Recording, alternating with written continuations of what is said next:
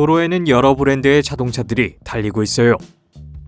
보통 차량 제조사는 차량의 안전에 노력을 투자하죠. 그러나 부주의 혹은 비용 절감을 위한 시도들 때문에 예상치 못한 일이 일어나곤 해요. 가장 저렴한 차든 가장 비싼 차든 어떤 문제는 항상 발생할 수 있어요. 그럼 이제 도로에서 가장 위험한 자동차들을 살펴보도록 하죠. 여러분은 아마 스마트카에 대해 들어보신 적이 있으실 거예요. 제일 처음 드는 생각은 아마 다른 차와 부딪히면 어쩌지라는 걸 거예요. 최악의 경우 SUV나 트럭일 수도 있죠. 첫 타자는 스마트 포2인데 높은 충돌 테스트 점수 때문에 위해야 하실 거예요. 이 차는 트리디온 안전구조라는 것을 활용하는데 이는 상당히 강력하게 승객을 보호해줘요. 하지만 높은 충돌 테스트 등급에도 불구하고 실제 부상 통계는 테스트보다 훨씬 높은데요. 또 생각해볼 점은 이 차는 연비가 아주 적게 들 것처럼 매우 작게 생겼는데요. 그런데 연비는 고작 리터당 15km 정도예요. 이 차가 등장했을 때 놀랍게도 후면 장착 3기통 엔진에서 나오는 45마력을 가졌고 일부 터보 모델 덕분에 최고 83마력을 자랑했죠. 흥미로운 점은 이 차가 환경운동가들로부터 많은 지지를 받는다는 건데요. 분명히 그들은 작은 크기가 모든 면에서 좋다고 여기는 것 같아요. 하이브리드 차와 전기차는 말할 것도 없고 훨씬 더 안전하고 연비가 좋은 신형차들이 많이 있어요. 스마트카는 이름처럼 똑똑하진 않은 것 같아요. 60년대 초 랄프 네이더는 어떤 속도에서도 안전하지 않다라는 제목의 그의 책에서 1962년형 쉐보레 코베어의 안전성에 대해 몇 가지 의문을 남겼어요. 네이더는 대부분의 차가 위험하다고 보았지만 특히 코베어는 자동차 엔진이 뒤쪽에 있었고 당시에 다른 많은 차량과 달리 스윙 엑스 서스펜션 시스템을 갖춘 파격적인 디자인 때문에 주목했어요. 이것들 때문에 타이어 압력의 요건이 달랐죠. 앞 타이어보다 뒷 타이어에 더 많은 공기가 필요했어요. 네이더는 이 차가 이 문제들을 해결하지 않으면 승객의 무거운 짐을 나를 수 없으며 스웨이 바가 없어서 오버스티어링에 취약하다고 주장했어요. 하지만 네이더는 이 차가 통제력을 잃게 되는 진짜 이유를 놓친 것처럼 보였는데 이는 단순히 엔진의 후방 배치였죠. 사람들은 이 차를 고속으로 모는 것을 좋아했는데요. 고성능 차량이었기 때문이죠. 보통은 스티어링 에러를 조정하다 차를 통제하지 못하게 되었을 때 사고가 발생했어요. 그런데 또 다른 심각한 문제가 있었죠. 차의 후드를 프레임에 연결하는 경첩이 약하다는 거였어요. 사고 때 후드가 종종 위험하게 날아가 많은 사망자를 초래했어요. 1962년 이후 문제가 현실화되었고 차를 보완하는 애프터마켓 부품들이 보편화되었죠. 포드 핀토가 도로에서 가장 위험한 차 중 하나라는 이야기에는 조금 과장이 있었지만 이 차에는 큰 문제가 있었어요. 1971년형 포드 핀토는 수입 소형차의 맹공을 막기 위해서 생산에 돌입되었는데요. 60년대와 70년대의 전형적인 차량은 설계와 제작에 43개월이 걸렸지만 핀토는 25개월에 불과했어요. 조급하다는 이야기가 있었지만 리 아이어코카는 이 차를 가능한 빨리 생산하기를 원했죠. 포드 핀토의 가스탱크는 리어 엑셀 뒤와 리어 범퍼 앞에 위치했는데요. 연료 필러넥이 너무 짧다는 문제도 있었죠. 후방 충돌 사고로 연료 탱크가 파열되고 후단 차동 볼트가 가스탱크의 구멍을 뚫고 짧은 연료 필러넥 때문에 가스가 쏟아져 나올 수밖에 없었어요. 포드는 분명히 차 한 대당 약 11달러로 문제를 해결할 수 있었지만 욕심 때문에 이를 망쳤고 리콜을 하면 사람들이 이 2,000달러짜리 차를 사지 않게 될 수도 있었어요. 이러한 설계 결함으로 인해 대략 30명이 사망했고 포드는 1978년에 차를 리콜해야 했으며 1980년에 차량은 단종되었어요. 폰티악 피에로는 폰티악이 1983년에 내놓은 미드엔진 스포츠카였으며 신뢰할 수 없는 차량 이미지에도 불구하고 판매면에서는 매우 성공적이었어요.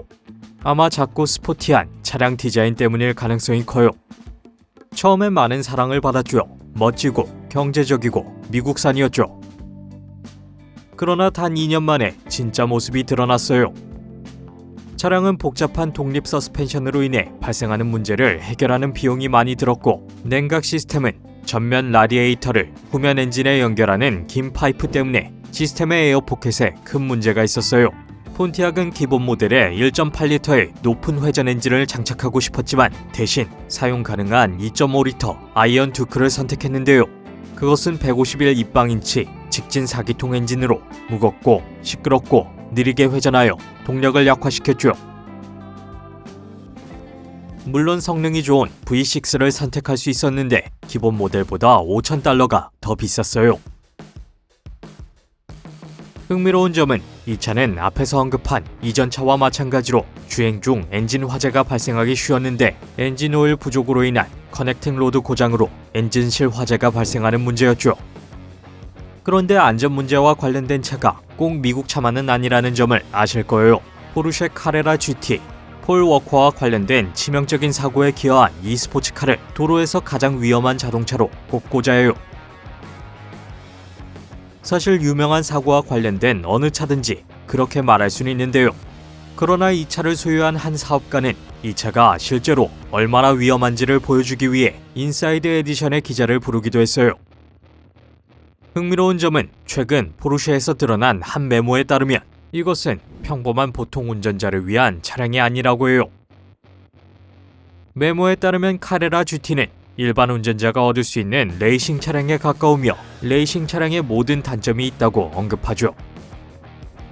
포르쉐는 또한 과속 방지턱을 뛰어넘어도 차대 손상으로 $40,000가 들기 때문에 잠재 고객에게 기술 교육이 필요하다고 밝혔어요. 이 차는 지면 간극이 거의 없이 매우 낮게 위치하며 도로 상황에 매우 민감하여 전문가조차도 운전하기가 어렵다고 해요.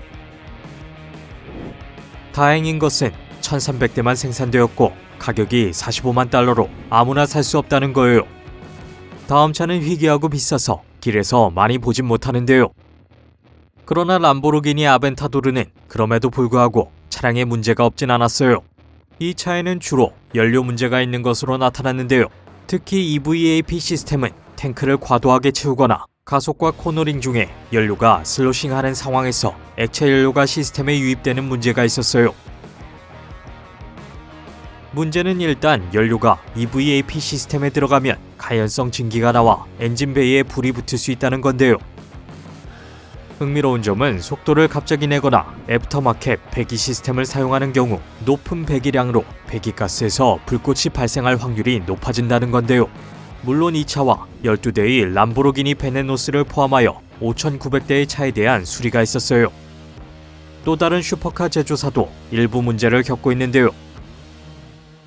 그건 바로 페라리 458 이탈리아에 화재가 발생하는 문제이죠.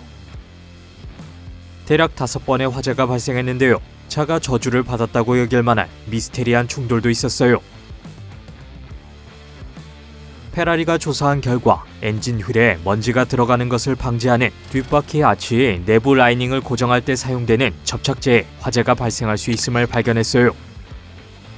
엔진의 열로 인해 라이너가 변형되어 접착제가 노출되고 발화되는 것으로 나타났죠. 접착제가 불에 타면 몇 분 만에 차량 전체가 화염에 휩싸여 버리는데요. 페라리는 결함을 수리하기 위해 458 이탈리아 1,000대 이상을 리콜했으며 나사라는 멋진 부품이 사용되게 되었어요.